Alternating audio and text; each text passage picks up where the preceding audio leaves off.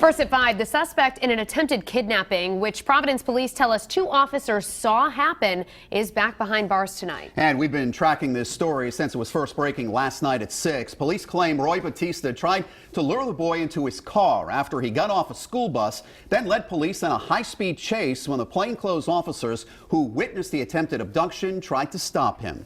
Eyewitness News reporter Jared Pliner is live from the Providence mobile newsroom with the latest developments. Mike Shannon, good evening. Police really see this as the stars aligning, officers in the best possible place, and a young boy who did exactly the right thing. Eyewitness News in court for 33-year-old Roy Bautista, charged with enticement of a child, a felony, for police say trying to lure a 9-year-old Providence boy. All of this in front of plainclothes narcotics officers working the Charles neighborhood. They thought the car was suspicious. Major David LePayton. The suspect from his car called the boy over, and from what we're gathering, on several occasions tried to get him into the car. Come on, just get in the car, buddy. The 9-year-old became frightened.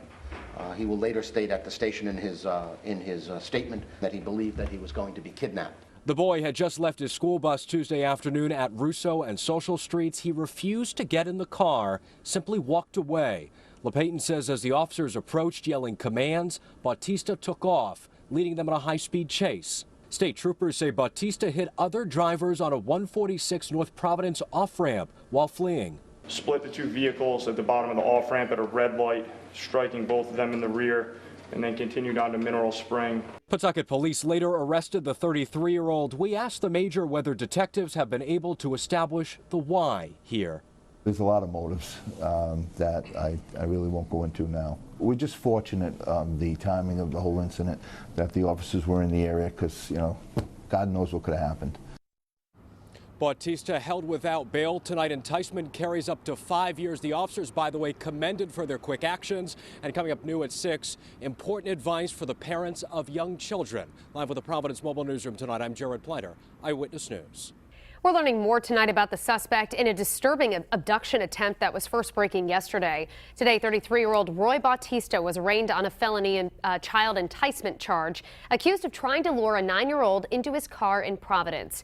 And tonight we have professional advice on how to keep your children safe from strangers. Eyewitness News reporter Jared Pliner joins us live now with the Providence Mobile Newsroom. Shannon, good evening. At 5 o'clock, we told you how this young boy did exactly the right thing. He refused to get in. He kept walking. Police moved in.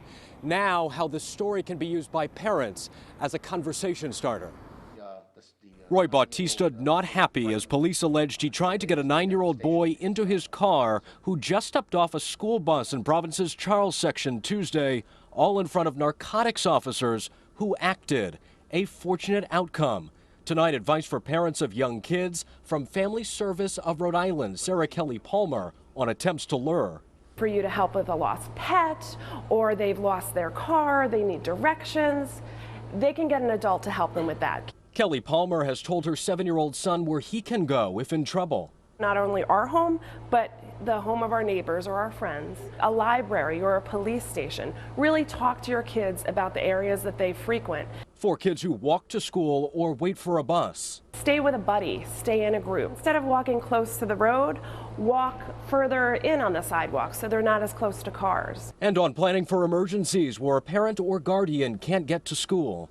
Talk to your child and say, our code word is apple pie. So they know if someone's coming to pick them up, you can say, what's the code word?